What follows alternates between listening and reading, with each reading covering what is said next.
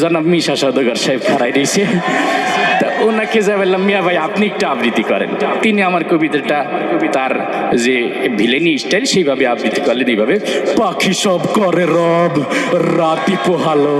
কবি সাহেব, আপনি যে প্রতিভা দেখাইলেন, তো যখন এই আকার রসিকারের বর্ণনা শুনেইলেন, যখন এই অক্ষরও আবিষ্কার হয় নাই, তখনও কি কবিতা লিখতেন? অক্ষর যখন আবিষ্কার হয়নি তখন আর লেখমুখী দিয়ে অক্ষরই তো নাই, তখন ইশারাই লাগতাম। একদিন চিন্তা করলাম যারা সিনেমা জগতে কাজ করে তারা আমার কবিতাটা কিভাবে আবৃত্তি করে।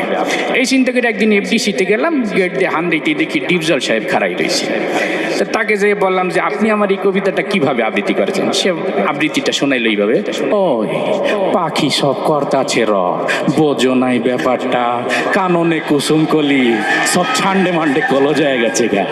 তা আমি বললাম যে আমার তো এটা ফুল ফুটার কবিতা এত ভয়ঙ্কর হবে না, আবৃত্তিটা একটু সাবলীল হবে।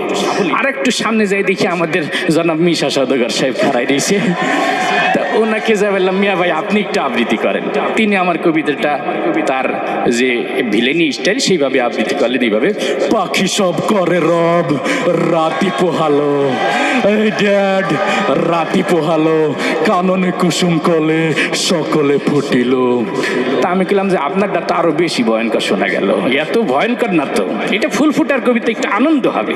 তা আমি বললাম যে না আমি একটু আমার দেশির কাছে যাই।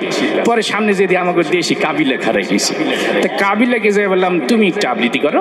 কাবিলা আমার কবিতাটা আবৃত্তি করলো, পাখি সব ভর্তি আছে র রায় পোহাই গেছে স্যাত করিয়ে, আর কাননে কুসুম কলি সব ফুটে গেছে ফ্যাত করিয়ে। আমি বললাম যে মাশাআল্লাহ তোর আবৃত্তিটা সুন্দর, কিন্তু মাঝখানে স্যাত করি আর ফ্যাত করি কোন সময় আসলো, এটা তো আমি লিখিনি। তাই বললাম যে থাক তোর আর আবৃত্তি শুনবো না, আর একটু সামনে যাই দেখি যে ইমোশনাল একটা নায়ক আছে না, কথায় কথায় কান্দে, ওমর সানি সব খারাই দিয়েছে। তাকে যা বললাম যে ভাই আপনি একটু আবৃত্তি করেন তো। উনি তো আমার কবিতা দেখে কান্তি কান্তি কইতেছে, পাখি সব করে রব রাতি পোহালো, কাননে কুসুম কলে সকলে ফুটিল। তা আমি বললাম আপনি কান্দেন কে, এটা কি কান্দার কবিতা? এটা আনন্দের কবিতা, আপনি আনন্দ করবেন। আমি বললাম আপনাকে দিয়ে হবে না। আর একটু সামনে যেয়ে দেখি মান্না সাহেব খাড়াই ছিলে, ওনাকে যা বললাম যে মিয়া ভাই আপনি একটু আবৃত্তি করেন। উনি ওনার মতো করে আবৃত্তি করলো, পাখি সব করে রব রাতি পোহালো, আম্মা জান রাতি পোহালো, কাননে কুসুম কলে সকলে ফুটিল। তা আমি বললাম আপনার আবৃত্তিটাও সুন্দর, ভয়েসটাও সুন্দর, কিন্তু মাঝখানে আবার আম্মা জানাইলো কবিতা, আমি তো আম্মা জান লিখিনি। আর একটু সামনে যেয়ে দেখি যে অ্যাকশন হিরো কথা কথা মারামারি করে রুবে, উনি খাড়াই দিয়েছে। ওনাকে যা বললাম যে জনাব আপনি একটু আবৃত্তি করেন। উনি আমার কবিতা তো সেই টিমিতে কয়, পাখি সব করে রব রাতি পোহালো, কাননে কুসুম কলে সকলে ফুটিল। আমি বললাম থামেন, আপনার কাছে আমার কবিতাও নিরাপদ না, আমিও নিরাপদ না, কোন সময় নাক মুখ জোড়া এটা ঘুষি মেরে দিবেন বলা যায় না। তাই আমি বললাম যে থাক, এই চলচ্চিত্র অঙ্গনে আর আমার আবৃত্তি শোনার স্বাদ মিটে গেছে, আমি একটু রাজনৈতিক অঙ্গনে যাই। রাজনৈতিক অঙ্গনে যাই, প্রথমে দেখা হয়ে গেল আমাদের সবার প্রিয় কাকু, সবাই যাকে কাকু কাকু বললে ডাকে আর কি। তা কাকুকে যাই বললাম যে কাকু আমার কবিতাটা একটু দেখেন তো। উনি আমার কবিতাটি দেখি বলতেছে খেলা হবে।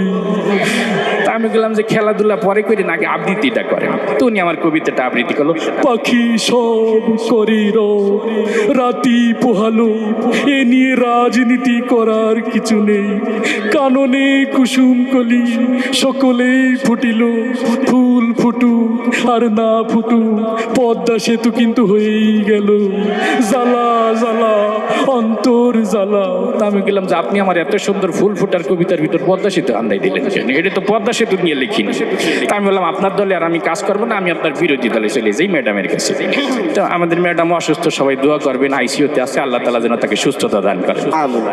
তো ম্যাডামের কাছে গেলাম, যে বললাম ম্যাডাম আপনি একটু আবৃত্তি করেন, মানে ম্যাডাম খালেদা জিয়া আর কি।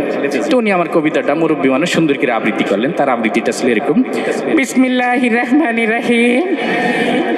প্রিয় দেশবাসী, আপনারা জানেন পাখি সব করে রব রাতি পোহালো, ইনশাল্লাহ কাননে কুসুম কলি সকলেই ফুটিবে, না ফুটিলে ঈদের পরে তীব্র আন্দোলন হবে ইনশাল্লাহ।